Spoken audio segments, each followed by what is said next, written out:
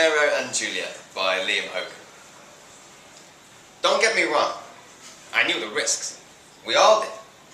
Sure, like everyone else, I never thought it would be me. Right up until the moment it was. And certainly not in such a goddamn dumbass comedy of terrors way. If this is to be warts and all, I should admit that I wasn't originally a fan of the genre. It's hardly something that befits someone with a degree in English literature, even if it is only from community college. Financially, I could see the merits. But before me, it was just a few poorly lit, shakily held, brutish, and downright nasty YouTube clips. Not that mine aren't brutish and nasty when the story calls for it, which is often. But I'd be very disappointed if you thought they were poorly lit. I might have to brain you with one of my two Zaffas. Joking. I do wonder who exactly I'm talking to here. I mean, I'm not talking to those two. Not the actress whose brains are decorating the far wall, nor her crippled girlfriend propped up at the exit. If things had worked out differently, I'd be talking to my assistant AD, Claudia, who'd be winking back at me from behind the camera, but as it is, she's indisposed. I guess I'm talking to whoever stumbles across this footage. I'm hoping you'll have the wits to piece it all together. Maybe put it out as a making-of documentary or director's comments or something. In which case, I'm also talking to a much wider audience, assuming they ever get past the main feature. My first and only starring role. Maybe I'd better backtrack. Some of you might not even know what a Zaffa is. Ever seen two zombies having sex? You have to make sure they're both well fed, which is ethically dubious at best. And it helps if you dose their meal with Viagra. But once you do, it's pure paywall gold. George A. Romero, zombies don't fuck. The question is, why not?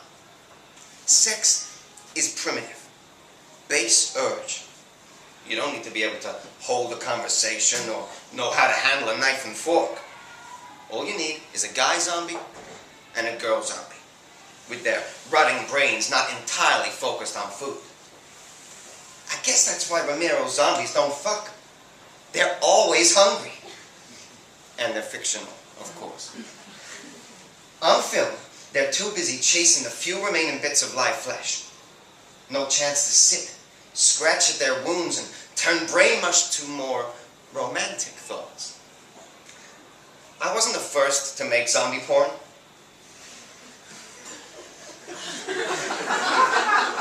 And despite this cautionary tale, I won't be the last. But I reckon I was, and still am, the best. And those two adult film awards, zombie category, or Zaffas, back me up. I had high hopes of a third, but things have gone a little off book. So this is my improvised and final gift to you, my sick and perverted audience. But someone else will have to be doing the post-production editing. My first Zaffa was for Romero and Juliet. I guess the thing about Romero zombies not fucking had been on my mind a while. Sometimes I wish I'd been a little less clever with a name, though. What's in a name, you may well ask? But it's not Schindler's Fist, is it? Or Poke a Hot Ass. Or even Clitty Clitty Bang Bang. And it's definitely not Shaving Ryan's Privates. Romero and Juliet is just a tad too subtle. The sort of thing you might pick up and not even notice the changed spelling. The sort of thing my grandma might pick up when she saw my director's credit on the cover. She has not spoken to me since. But then a stroke will do that to you. So anyway, Romero and Juliet. It was an uncomplicated thing. A mere 37 minutes long, 3 cameras, 2 zombies, 1 blood-smeared balcony scene. But it set a new standard, without which there probably wouldn't even be a Zombie Adult Film Award. It's all about quality. Proper sets, proper lighting, candles, a four-poster bed, silk sheets. Not actual silk. Anything that looks like silk will do. But remember, you're going to want to burn them. You're going to want to burn the whole damn set. Now, picture a zombie chick in a nightgown lounging on that four-poster. It's best to find a girl Z already in her nightgown. Because trying to dress a zombie, well, that's a whole different genre of snowflake, and one with an even shorter life expectancy for the director. It also helps if the girl is quite obviously a girl. Sometimes, depending on the state of decomposition, it can be kind of hard to tell. So, for the more mainstream of audiences, if there is such a thing with zombie porn, choose one with long hair and big tits, and your casting work is done. You might think I'm relaying this kind of calmly, given the circumstances, given the outrageous fortune that has led me here. My calm is of the bottled pharmaceutical variety, and I'd not be able to record these last mortal thoughts without its assistance. I did, I admit, initially panic when the supposedly bulletproof glass shattered. But it didn't take long to realize how this would all turn out. There were never more than a couple of outcomes, really. And in both of them, I don't live long enough for the drugs to even wear off. My second Zappa was for Macbeth. And for anyone who's just starting off in the industry, the plural of Zappa is, fuck yes, I have 2 awards. As I'm the only one who does. It's my name that gets projects greenlit. Which brings me neatly back to my comatose assistant, Claudia. She worked with me at the tail end of the budget production of Tits and Gronicus. My usual AD had to be replaced halfway through the shoot, torn limb from limb during the zombie orgy scene while trying to right a toppled camera. His own dumb fault. Well fed my ass. At least I gave him an acting credit. Not that he was acting. When Claudia said she had an idea for my next film, I was happy to listen. She said she'd already done the groundwork, scoped out the location, sourced props, even knew where she could get hold of the 2 zombie actors required. The 2 girl zombie actors required. That made me pause. I mean, for starters, where was she going to get lesbian zombies from? How was she even going to know they were lesbians? But I didn't kick up too much of a fuss. If it tanked, I just pulled my name from the project, which, depending on how the filming went, was either going to be called The Taming of the Screw or A Midsummer Night's Scream. The setup looked okay. Cameras already in place, a big panoramic window for us to film through. At first, it was much ado about nothing. The 2 girl Z's just lurched around the room, ignoring the couch, the bed, the various medieval-looking dildos. I shot Claudia. Why did I tell you? Look. But she just shrugged. Give it time, she said. And then, one of them fell onto the bed, tits up, and lay there flapping her limbs like a beetle on its back. We might have survived if I didn't have my pants around my ankles at the time. Oh, excuse me, my page is slipping. I better go back a lot. Oh my God. Don't tell me I put that. No. Yeah. Yeah, so, flapping there like a beetle on its back. That's what it was. We might have survived. I was in the right place the whole time. We might have survived if I hadn't had my pants around my ankles at the time. And with them, my 9mm semi-auto. I still got to it before they got to us. But only just. No, I've got... Oh, man, I know what I've done. I put the pages on the wrong way around. That's so annoying. Right, I'm going to go back. And then one of them fell onto the bed, tits up, and lay there flapping her limbs in the air like a beetle on its back. This is the thing about zombie apocalypse.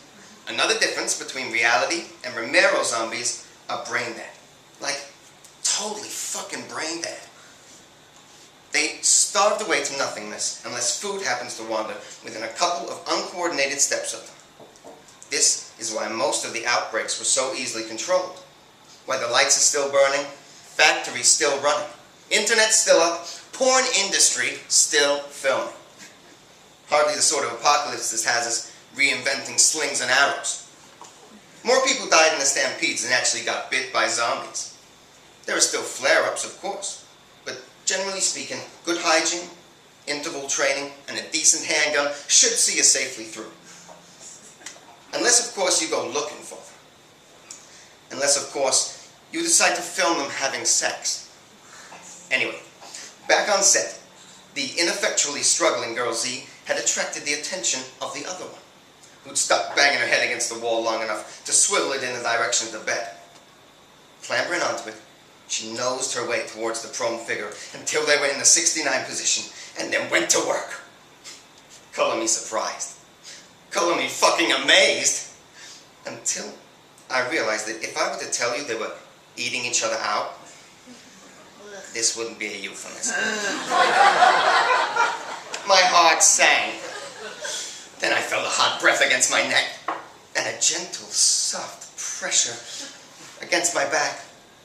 It was Claudia, her pupils wide and her cheeks aflush. So what if the zombies were munching rather than licking?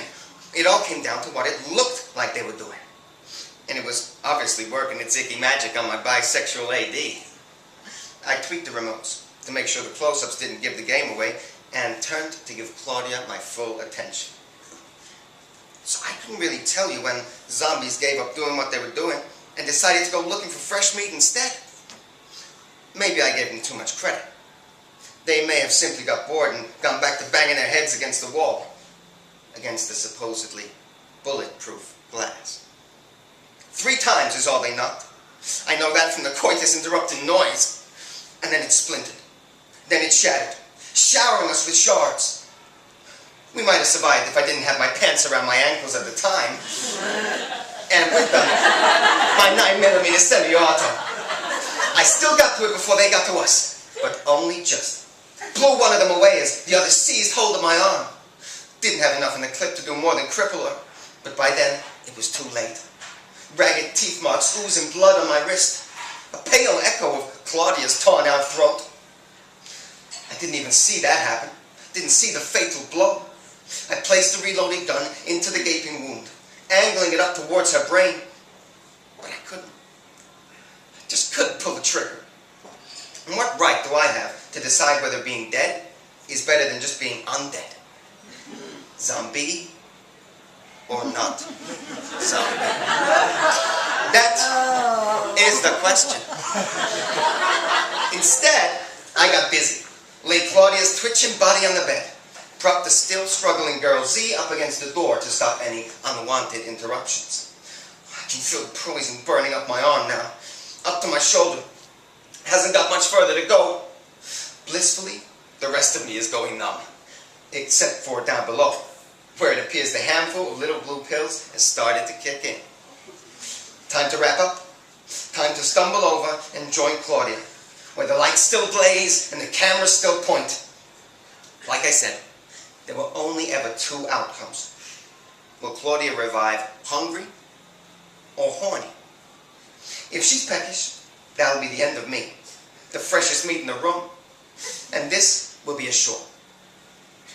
If she's patient and waits for me to revive, then perhaps we'll get to finish what we started earlier, and you're in for a rare televisual treat, the perfect zombie couple. As far as it can possibly go on a fucked up day like today, all's well that ends well. Fading fast now. The things I do for you guys.